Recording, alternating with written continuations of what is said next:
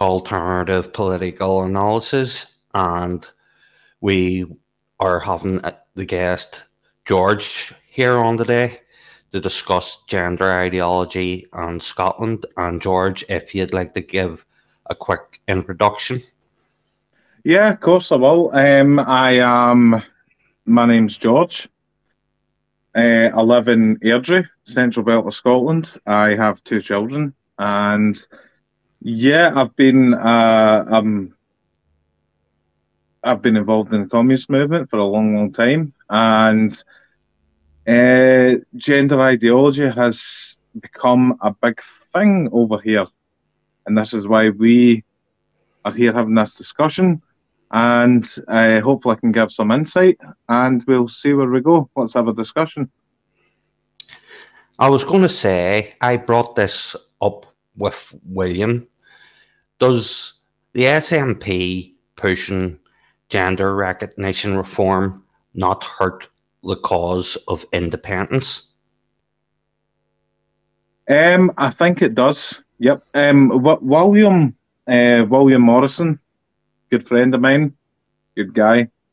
He's very unionist in terms like he wants to see workers throughout the United Kingdom unite, which is fine. I think that's a perfectly fine stance.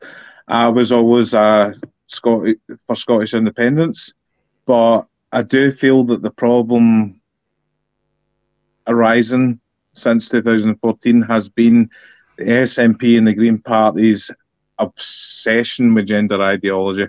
It's an obsession. It's ridiculous.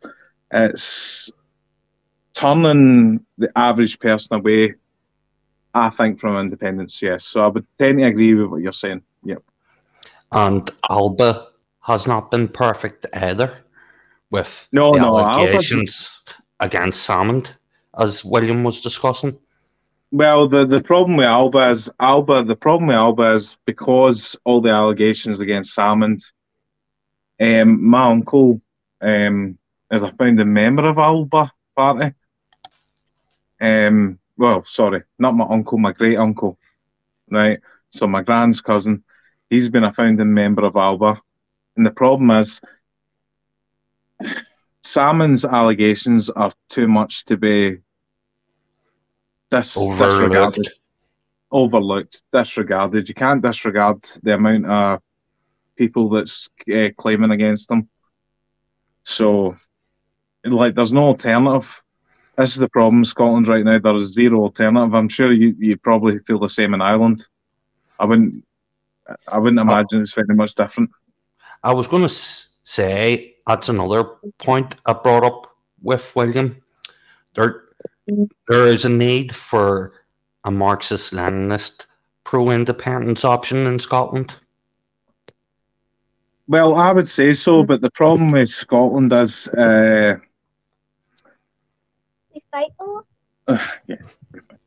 Marxist-Leninism is not taking hold in Scotland at all, and I don't really see it taking hold, and this is the problem. We are obsessed in Scotland about football and wars in Ireland for hundreds of years ago.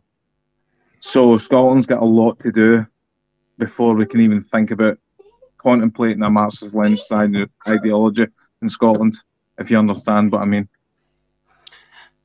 I'm just thinking, with the shipyards and places in Dundee, Glasgow, and other places in Clydeside, there really is a need for a socialist alternative to what is on offer at Holyrood at the moment. I would tend to agree with that. Obviously, Port Glasgow, Inverclyde, for example, which includes Port Glasgow, Greenock, places like that, have really felt the effects of the lack of shipping work. The Clydeside dockyards, Dundee, etc., as you've said, they've really suffered from the fact that Scotland now no longer has the capacity for shipbuilding. It really doesn't. It doesn't have the capacity for it anymore, and that's a problem that has been perpetuated by multiple Scottish governments. So the people, I'm sure, would crave for some sort of socialist economy where we could build ships, we could have some sort of industry. But Inverclyde is now the most deprived area in the whole of Scotland. That's a fact. As of this year, Inverclyde is in Greenock, Port Glasgow, Williams Bay, all these kind of places are now the most deprived areas in Scotland. And it's because the shipbuilding industry is left and it's never been replaced. And this problem has persisted under the SNP, Labour, and before Holyrood, the deindustrialisation. Yeah. Well, obviously SNP, right? So I always voted SNP because the idea was independence or bust. And me and Williams had this discussion, and Williams taught me a lot of things. See, for a young guy, well, Williams got a lot of things to teach people. Okay, so he's taught me a few things, and one of the things is that the deindustrialisation of certain parts of Glasgow and Greater Glasgow, because that's where the industry comes from. Edinburgh is a tourist city, right?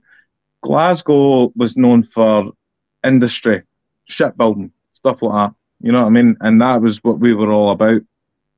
And the simple fact of the matter is the SNP were so obsessed with independence, right, that everything else was just a secondary concern.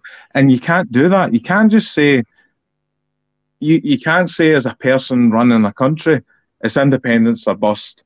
No. You've still got to maintain the industry in the country. So the SNP have been atrocious for Scotland. They've been atrocious. They've been terrible. And that's another thing we were discussing, me and William, the amount of premature deaths due to heroin use. And I'm sure that's went up in Inverclyde with the rate of poverty. It definitely has. William himself is up in Dundee right now, and he would tell you Dundee has been the drug capital of Europe for a long, long time. But yes, Inverclyde's always had a drug problem. But with the decline of the shipping industry, with the decline of any industry worth mentioning, Inverclyde has seen a rise in heroin usage. Yes, there's no doubt about it. There's no doubt about it. And instead of addressing the serious issues of poverty and premature drug deaths, the SNP choose to focus on gender recognition reform. And that's something else I don't get. How can the old firm unite when England go up to Hampden, right?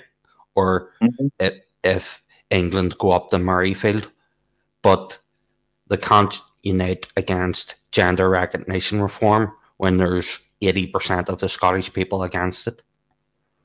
The thing with gender recognition reform, it's the same as, it's a very Western disease.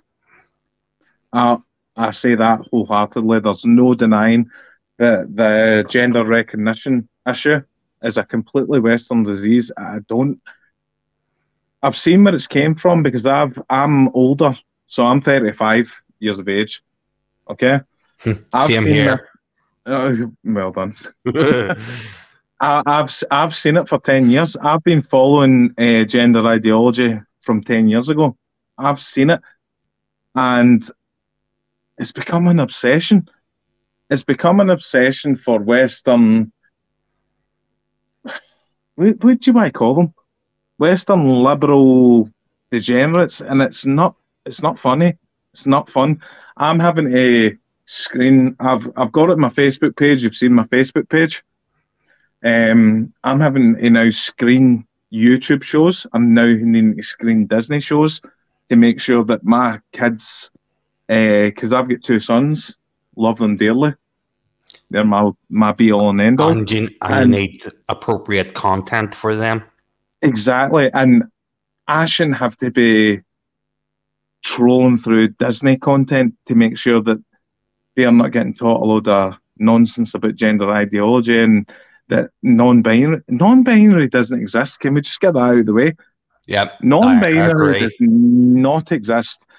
Trans people exist in the terms of there's people with such severe gender dysphoria, Blair White, people like that, and they feel that Bruce Jenner, they feel as if they absolutely have to transition to a different sex. They obviously can't transition sex, but they feel the need that they have to do everything they can. They feel as if they've transitioned, right? But how come 25% of this generation, as in the generation that is aged between 16 and 28, right? Yep. They feel as if they're 25% of them feel as if they are queer. Queer doesn't mean anything. That doesn't mean anything. Gay, bisexual, or transgender. These things don't exist. This does not exist. This is a generation that is feeling a need to be recognised and to have some sort of special feeling about themselves, right? It's narcissism, yes. It's narcissism. It's narcissism. That's why I love so much your posts, by the way.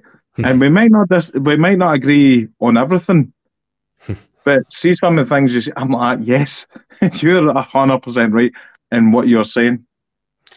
Also, And I feel the same way as you. I feel the same way you do. On it being a Western phenomenon, Alfred Kinsey, John Money, and Folkmar Segush were all from Western nations, and everyone saw Matt Walsh visit the Maasai tribe in Kenya, and when you were saying that non-binary is not real, I just remembered Matt Walsh trying to explain to the tribesmen in these people don't know what you're talking about. And the tribesman had to say, "You mean if you're not a man or you're not a woman?" And Matt Walsh was like, "Yes." And you should have seen their reaction to the gender ideology and the ideas being expressed by Matt Walsh. They were incredulous, and there was an uproar of laughter, which greeted a lot of what he said. And that should be evidence that it is a Western phenomenon, and it is largely made up by people such as Kinsey, Segush, and Money. Yep, I would agree with that. I'm not a conservative. I'd like to think I would say I'm definitely a communist, but having said that, I do appreciate conservative values, as in the family, homogenous. Countries work when they're homogenous, right? So it's not racist to say we are a homogenous society. We don't want all this immigration. That's why I agreed with you about what you were saying about Ireland can't continually accept mass immigration. You're a country of 3.5 million people, and you can't accept 100,000. Well, we're 7 million now. Is that right? Huh? Jeez. But still lower than the population before Angkor Thom, which was 8 million. We still haven't recovered. But on homogeneity versus heterogeneity, the Democratic People's Republic of Korea is the most homogenous society in the world. It is, and Japan is as well, by the way. But let's not forget that Japan is one of the most homogenous societies in the world. They don't accept immigration, but and they never get shamed for it. But in DPRK, it is one of the most peaceful and stable societies.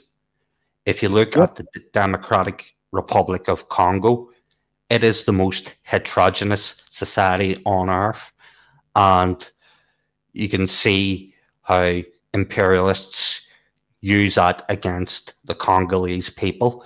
They have 80% of the world's cobalt and coltan, but the corporations can just go into the mines and take it without the Congolese people seeing the benefits of that, because they can play divide and para with the Congolese people because they're from different ethnic and cultural groups. And also, I don't think importing the race wars from Burundi and Rwanda helped the eastern part of the Democratic Republic of Congo. I think there were issues unresolved in Burundi and Rwanda, which affected the eastern part of the country, and that led to the Congo War, which it was over 6 million people, I think, were murdered. I think you're right. Yep. So that shows you the difference between homogeneity and heterogeneity, and the more culturally homogenous Scotland, or even Britain as a whole, is, the more likely people are to stand together in solidarity and oppose Holyrood or oppose Westminster. Yeah, I think you're right to a large extent. I'm just going to give you credit here, because having these conversations is really, really refreshing, because you don't get to often talk to somebody that knows about what Burundi's wars were doing in the Eastern Congo. So I'm actually very, very happy that I can speak to somebody that knows about these things, because you don't get to have these conversations very often. So Scotland's problem is, Scotland is unique, as all countries are unique, right? But Scotland is very unique in terms of football runs Scotland's entire identity. I don't think people understand how much football dictates life in Scotland, right? So the Irish and English and all that, or Liverpool and Manchester United, or Shamrock Rovers and fucking what's their guys? I've got a pal that's a Shamrock Rovers fan. He hates the other team for Dublin. What they called? Shelburne or Bohemians? Bohemians, right? Oh, so no. My mate Bohemians aren't popular with the others. No. No, but what I mean is, like, so my pal for Glasgow is a Shamrock Rovers fan. He fucking hates Bohemians. He posts about them all the time, right? Scotland is... It's frustrating beyond belief how much Scotland is run by what team you support. Right? It's beyond a joke. It's a country that is completely almost run from what football team you support. And so I don't know how Celtic or Rangers, basically. Well, Celtic, Rangers. If you're in Edinburgh, Hibs or Hearts. If you're in Dundee United. I know these things. I've been in all these places, and I know where it goes. And I thought Dens Park was beside Tannadice in Dundee. Dens Park and Tannadice are less than 50 yards apart from each other. That's what I thought. No, that's true. But so why the big division? Why would it be like Celtic, Rangers, or Hibs Hearts? Because Hibs are the Catholic team in Edinburgh, and Hearts are the Protestant team in Edinburgh. Oh, no, I mean Dundee. Dundee United is the Catholic team in Dundee, and Dundee United is the Protestant team in Dundee. And it's fucking ridiculous. I'm not like, so I'm not religious as it stands. Like I'm starting to lean towards maybe an Islamic faith, but I get brought up in a Catholic household, and I know what my uncles and all that taught me. My uncles taught me that the Huns are scum. And I'm sure at the end of the day, bigotry. Of course, it's all it doesn't ingrained. Help Scotland's working class to divide them. No, definitely doesn't. And that's the thing. So my uncles would be telling me, "Fuck the Huns, fuck the prods," and then on the other side they'll be getting told, "Fuck the Tags, fuck the Catholics." Finian this, Finian that. Fenian this, Fenian that, Tarrier this, Tarrier that, and it's fucking Scotland's not going to get anywhere until we get over this. It's absolute nonsense, man. It's nonsense. And there's a football rivalry I don't quite understand. Rangers Aberdeen. Rangers Aberdeen. I'll tell you why Rangers Aberdeen. I'll tell you why. So what happened is in the, I think it was the 90s, a Rangers player, right? Neil Simpson, who was a player for Aberdeen, broke Ian Durrant's leg, right? Terrible tackle. And Ian Durrant was an up-and-coming Scottish superstar, right? So the Aberdeen fans are like, oh, get over it. And the Rangers fans are like, you broke the up-and-coming Scotland legend's fucking leg and he was never the same again. That's why that is. I thought it might have been. I can tell you anything about Scotland. You ask me any question about Scotland, I'll tell you.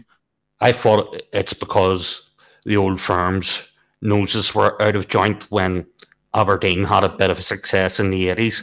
I thought that might have been part of it. No, not to the extent with Ian Durrant. No, not to the extent. Look up Ian Durrant. That's where Aberdeen and Rangers started hating each other's guts. That was it. But, and as I said earlier,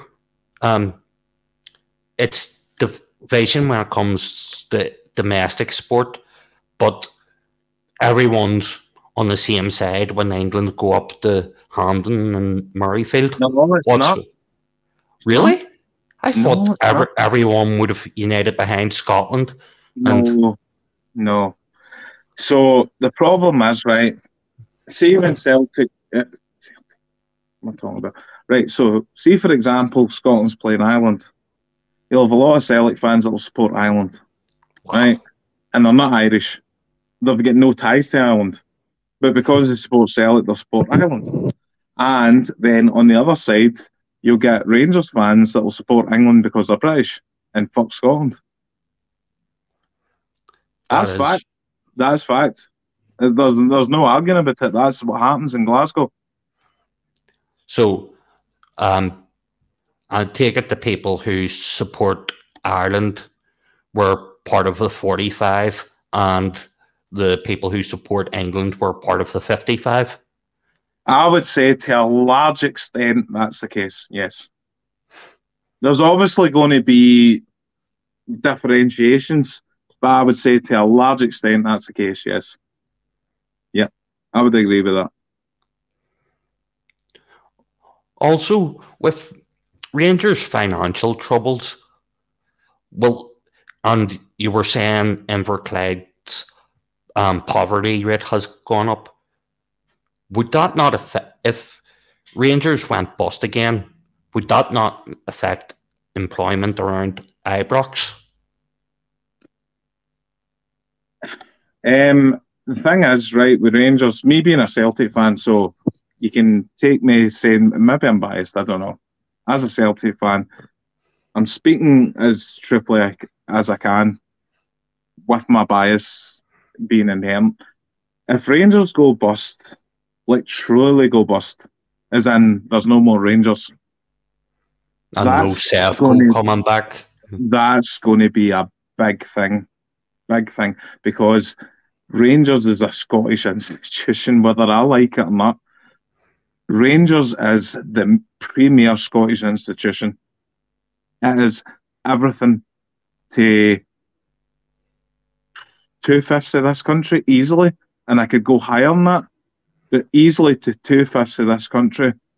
If Rangers were out of business tomorrow, that would be the end of their lives.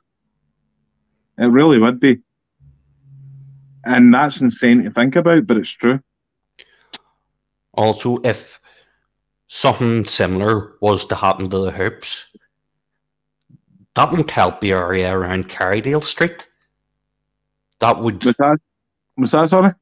If something similar was to happen to the Hoops, the area around Parkhead, that would take a hit. I would say so, because Celtic now in this country have so much financial muscle.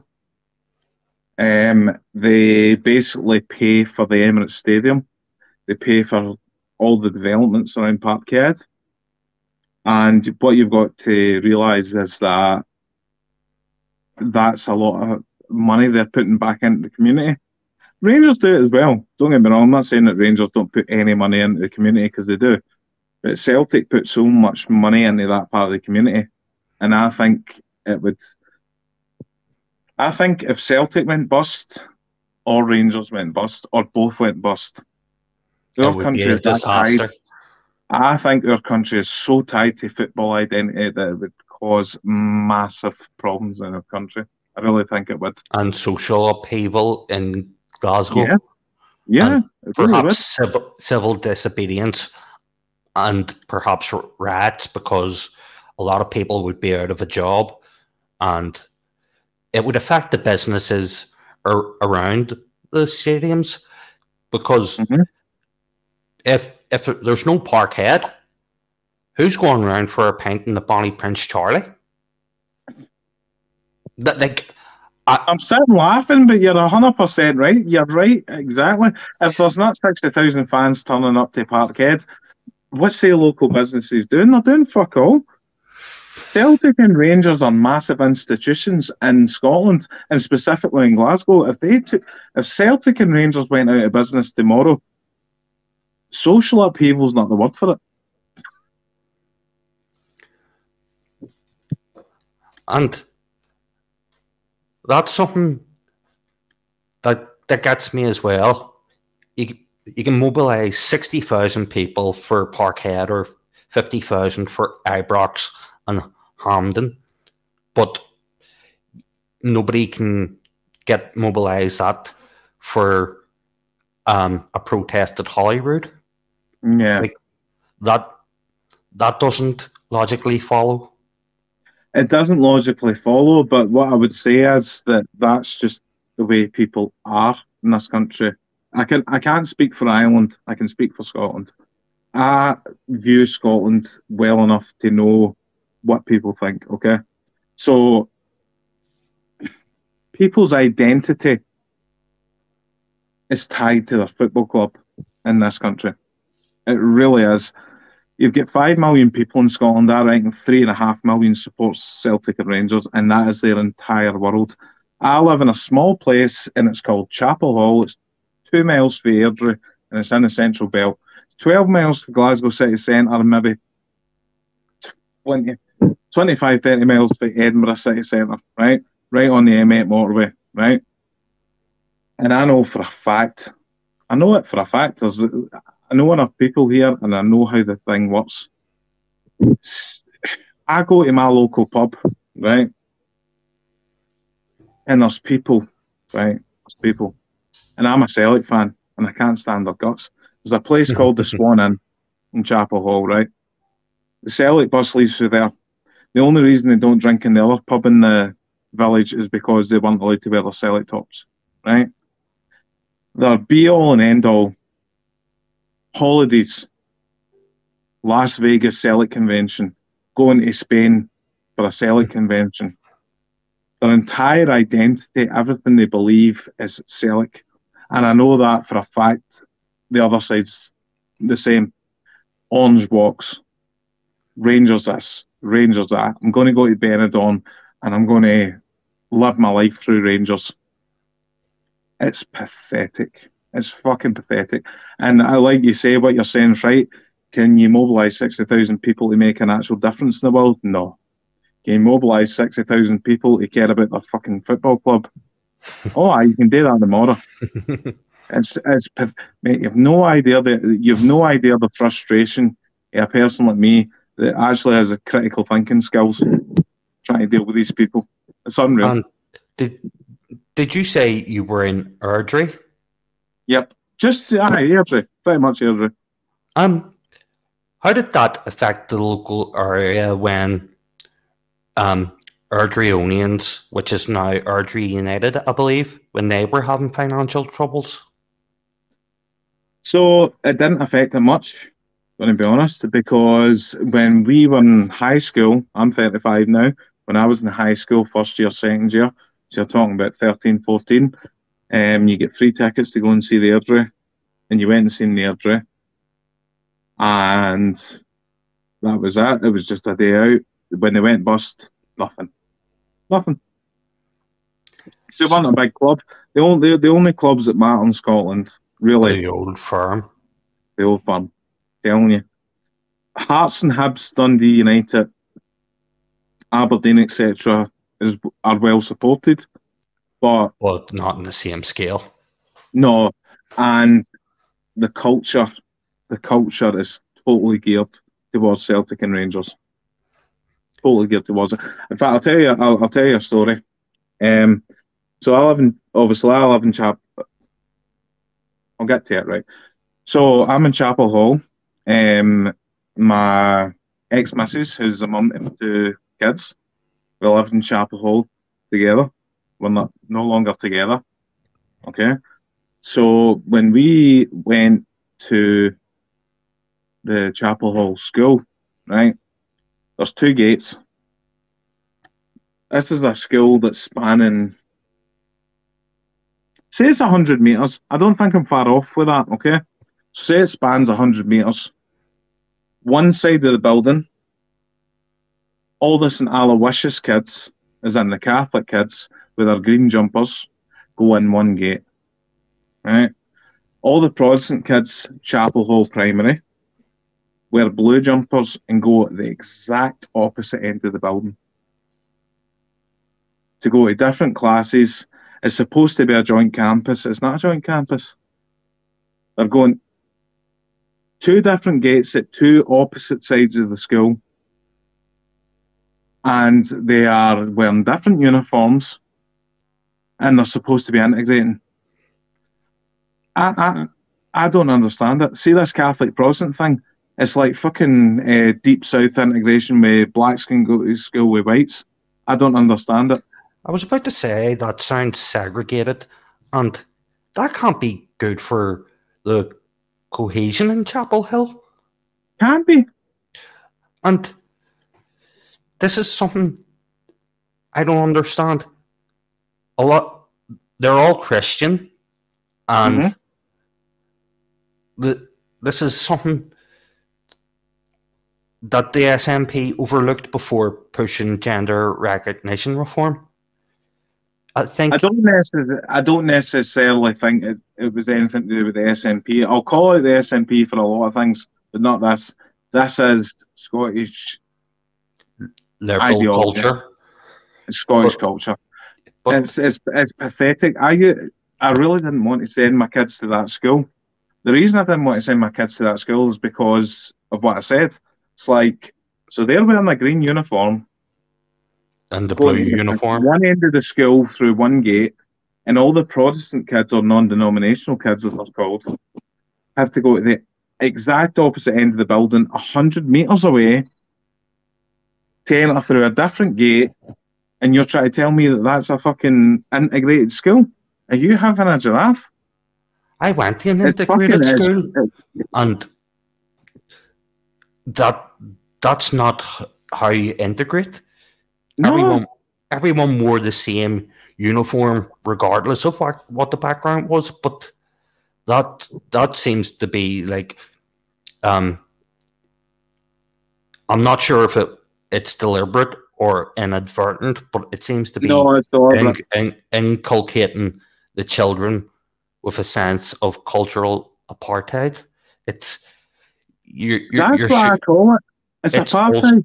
It's otherizing what should be their classmates and their local friends, but they're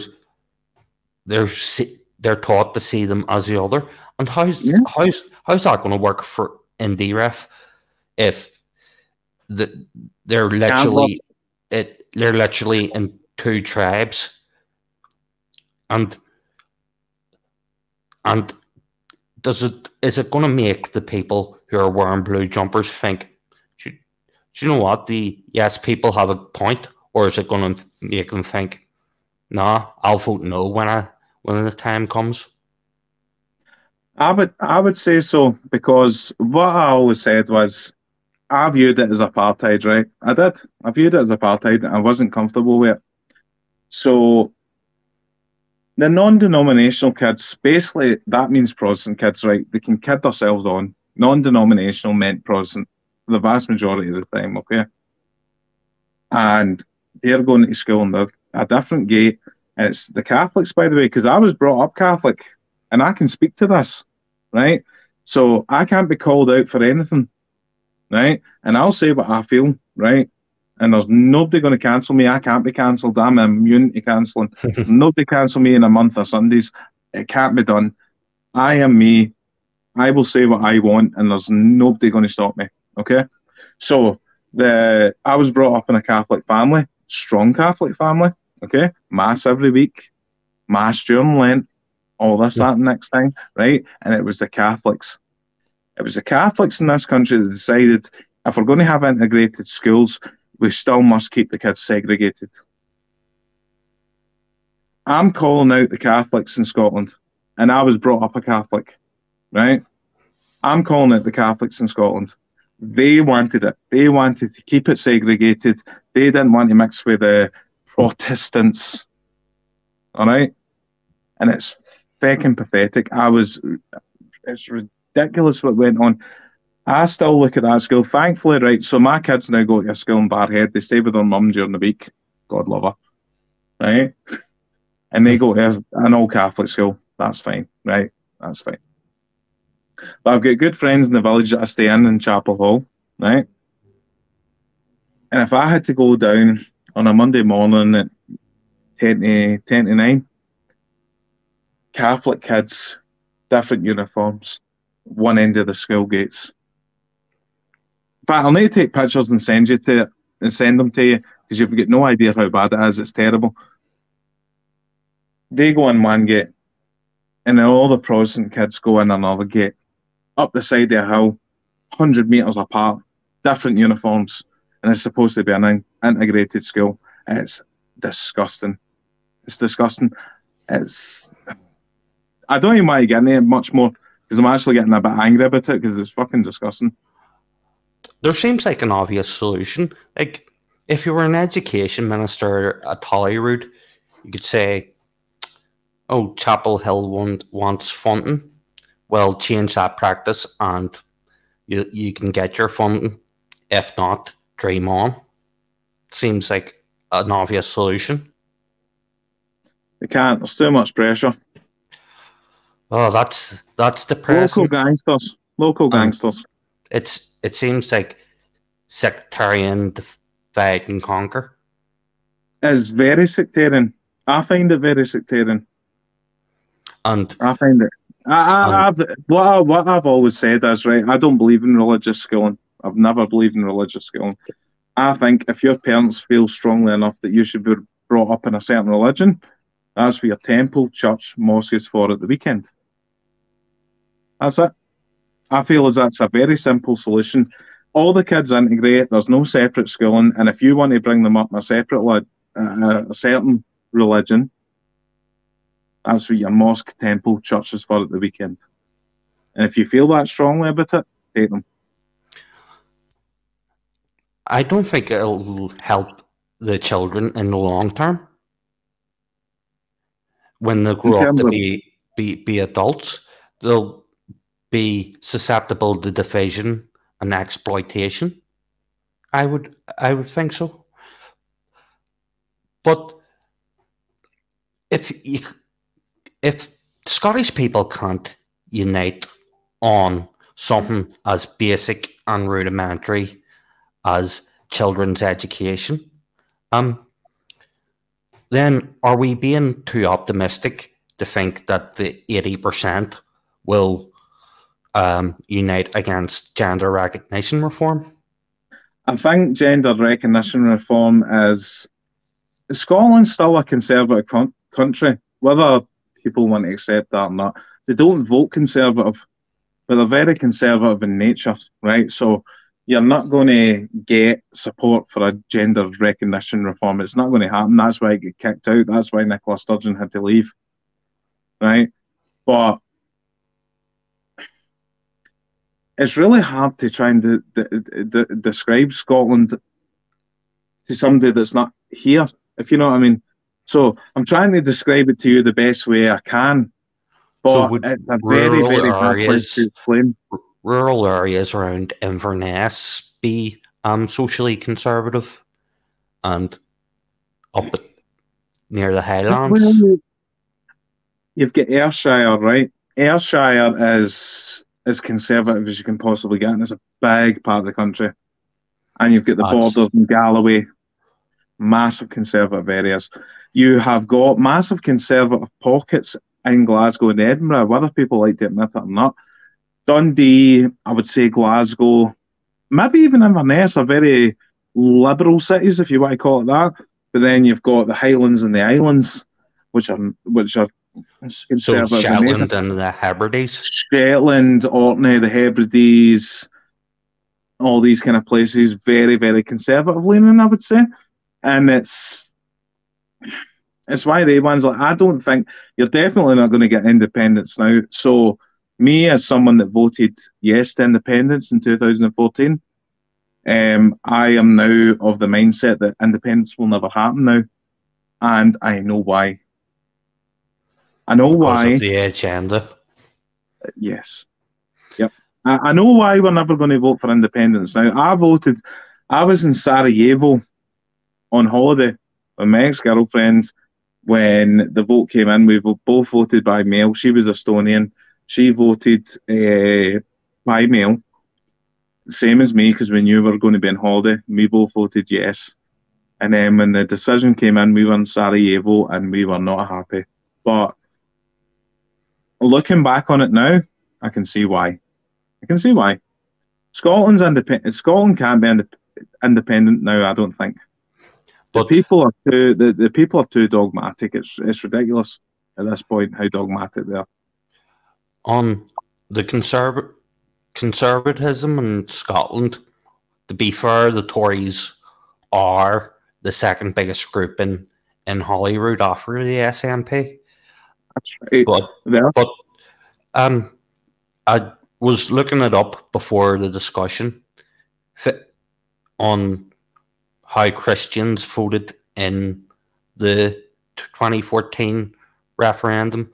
I think it was 57% of Catholics and 69% of non-Catholic denominations voted no because of social issues, and putting gender recognition reform into that mix will not make them rethink and think, maybe I'll vote next or yes next time. Well, in fact, if anything, it's going to harden their previous no stance. I would say so. The problem with the SNP was, right, and I know this again, just coming from a place of experience. Catholic households used to view the SNP. The SNP used to stand for Soon No Pope, because the SNP used to be a very militant Protestant party. And still to this day, now, none of this is true now, but I've still got to listen to Catholic people in my own family saying that, well, the SNP is a Soon No Pope party. So there's so much to deal with here, and it's hard to unpack, because I understand, like, I couldn't go to Bosnia or Hungary or somewhere like that and try and tell people how they think, and they couldn't probably explain to me what's going on in their own country, and that's what it feels like now. It's hard to explain what Scotland is like. It's a weird place. It's a weird place, man. It really is. You said you were in Sarajevo for the Indie Ref result? Yep, I was, yeah. And can I ask, how are relations between the Bosniaks, the Croatians in Herzegovina, and the Serbians in Bosnia and Herzegovina? It's not very good. Republic Srpska. So I went to Banja Luka. Banja Luka is a place in Bosnia, which is basically aligned to the Serbs, and you need to get a separate visa to travel there. Now, in Sarajevo, everybody seems to mix fine. There was a call to prayer for the Muslims. There was Orthodox and Catholic churches. So Catholic for the Croatians, Orthodox Yeah. for the Serbians. And it seemed to be perfectly fine. However, having said that, there's definitely an underlying tension in the Balkans. I've got plenty of friends in the Balkans, and they will tell you how deep the tensions run. It's a place that's ready to blow at any second. That's what I would say.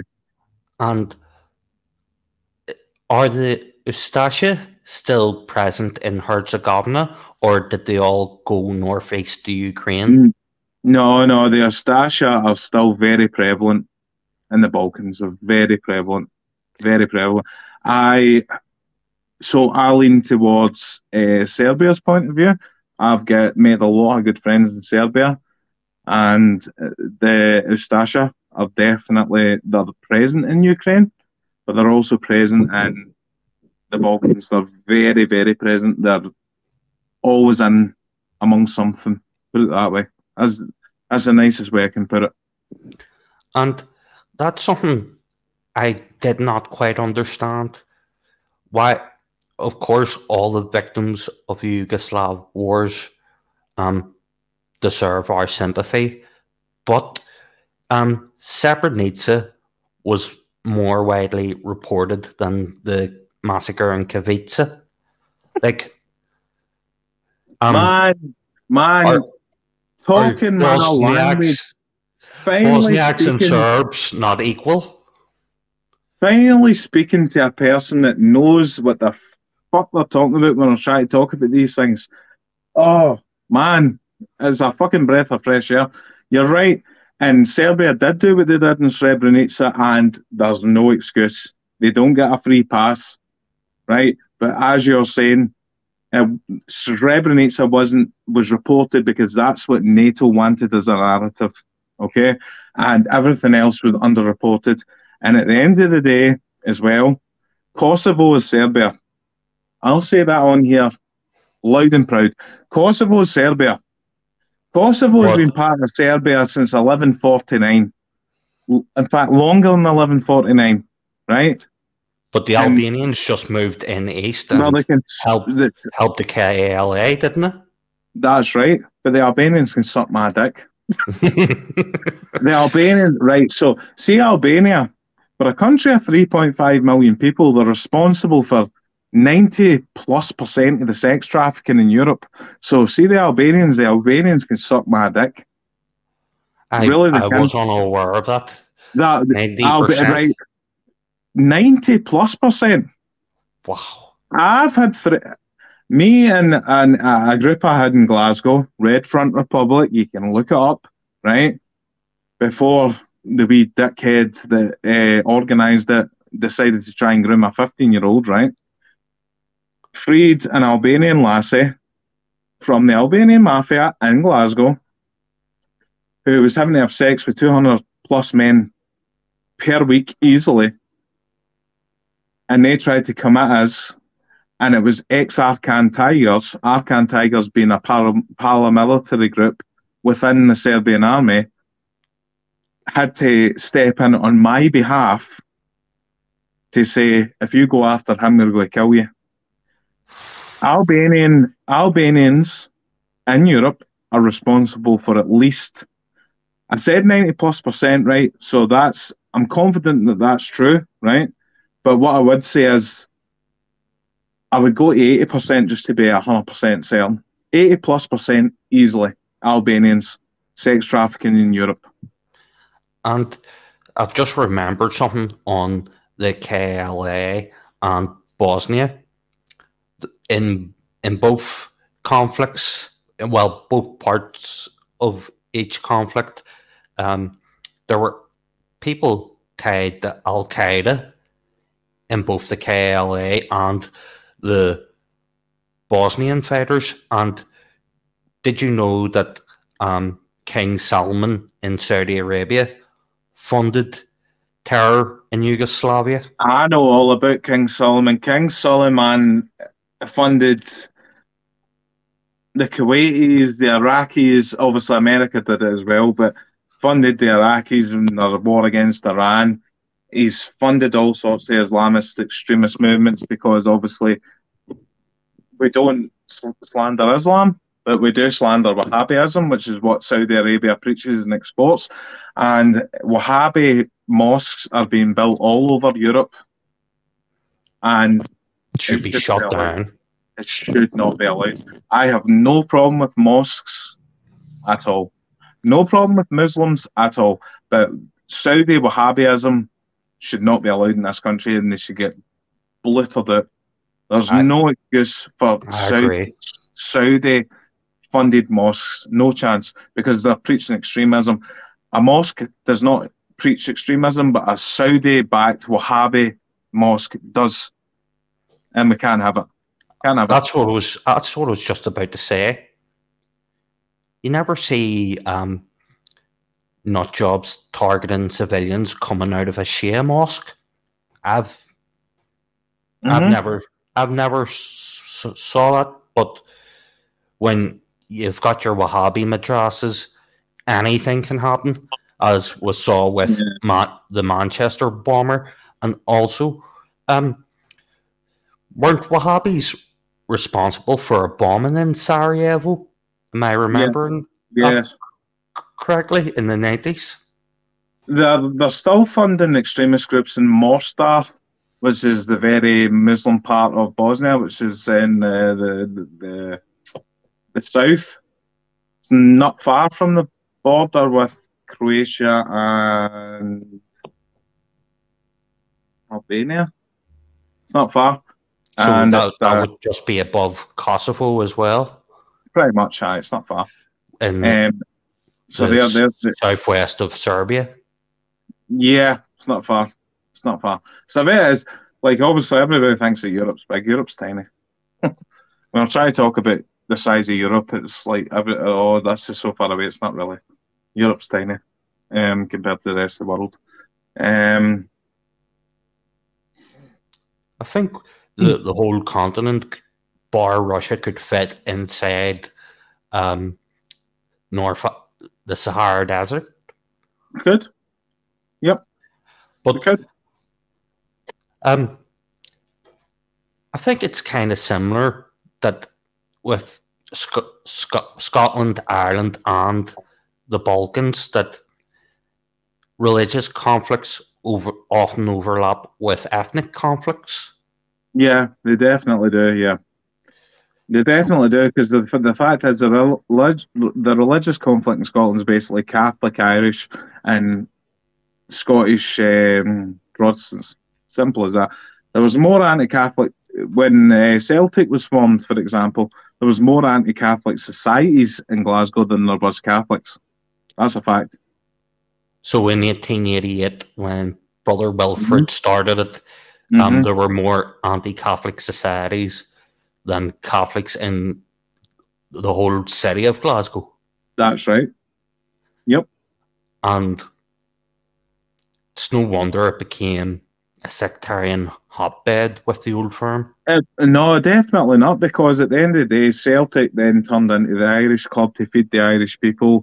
That was true. Brother Wilfrid started it, and he wanted the funds from the football club to pay to feed the poor Irish in the East End of Glasgow. That's what it came from. Right? And Rangers was never a big team. Queen's Park was the biggest team in Scotland at the time. Hibernian were a big team. Yeah. So Queen's Park were the biggest team. They won 10 Scottish Cups in the space of like 20 years, I think, in the 1800s, right? So they were the biggest club by a country mile. But the thing was, they needed a team to go against Celtic. The Protestants needed a team to go against the Catholics, and that's that. They picked Rangers. They could have picked any team, but they picked Rangers, and that was it.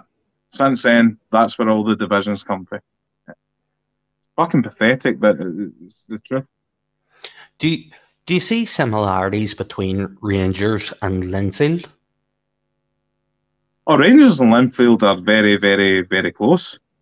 Same as with Hamburg, HSV. That's why Celtic gravitate to San Pauli, Livorno. Celtic lean towards left-leaning teams. But The only problem I would have with the Celtic fans is that they're very close to Feyenoord, who are a very anti-Semitic team because they call the Ajax the Jews. yeah, So seen that. I'm not comfortable with that. So they tend to gravitate towards left-leaning teams, St. Pauli, Livorno, Marseille, teams like that. Rangers gravitate towards more right-wing teams. Racist teams, could you call them that? Yeah, probably. Chelsea, Linfield, Hamburg, HSV, Hansa Rostock. Aye. But this is something I don't get with UEFA's lack of parity esteem when it comes to Celtic. When Celtic wave Palestine flags against Hamburg or Ajax, Celtic gets slapped with a fine. But Hamburg wave Israeli flags and Ajax wave Israeli flags against Celtic. Not even a slap where on. that bias comes from, mate. You know where that bias comes from. You know what it does. You know that yourself. You're not daft, and I wouldn't treat you as daft. You know where this bias comes from. Stark contrast, though. A stark contrast, aye, but you know where it comes from. You do know where it comes from. It is what it is.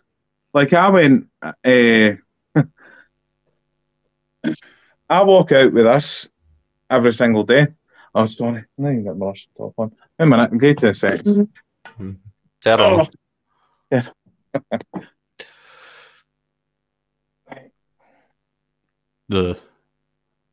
So I was wearing this all day without a jumper on. I was daring anybody to fight me about it. As what it is. And at the end of the day, if I wore that to Celtic Park, I'd probably get done for it. But as what it is. Couldn't care less. And I was going to ask about that. The SNP are pretty much pro-Ukrainian Nazi. How many Ukrainians are in Scotland? There's a lot now. There's a lot now. 64,000 over here, at least. I think we've got more than that. I think we imported about 85,000, I want to say. I think that's pretty accurate. And given the pressures on Holyrood with regards to funding social services, how would an extra 85,000 help matters? They don't think about that, mate. I was sound with the Syrian refugees. I was, because when I lived in Barhead at the time, my two kids in the Wayne, I had about 6 or 7 different flats that had Syrian refugees. I was fine with that because that was a problem created by Britain, America, by NATO, and I was happy to have the Syrian refugees. That's fine. I'm not happy to have these neo-Nazi Ukrainians. I'm not happy to have that.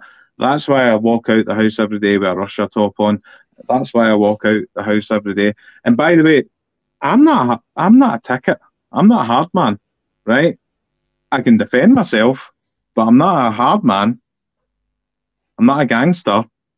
But I'll walk out every day with my Russia top on and see if these Ukrainian neo-Nazis want to say something about it. Right, let's have at it. Let's have at it and see what you've got. That's it. It's simple. But that's something that shows another stark contrast. Like, people were all for screening Syrians for Wahhabi ideology. Because they were we know what this is because they were brown. But extend the same logic to the Ukrainians. Oh, these are foreign people from a foreign culture with a far-right ideology, which will not help social cohesion and could be a very real security threat soon. Like, banderism, let's call it as it is. It's ubiquitous in post-Soviet Ukraine. It is ubiquitous. And we were speaking about education earlier on. Have you seen the Ukrainian curricula? I have seen it. I've seen it. I've seen it. Seen it. Right, listen, mate. I'm not being rude here. Yep. I have got 1% battery on my phone, so I need to turn it off because it's been going down for 10% since we started the conversation. I hope to have another conversation sometime soon, George. I think tomorrow is fine with me. If you want to have another conversation tomorrow, we'll pick up right where we left off, okay? Okay, dead on. You have a good one, mate. All right?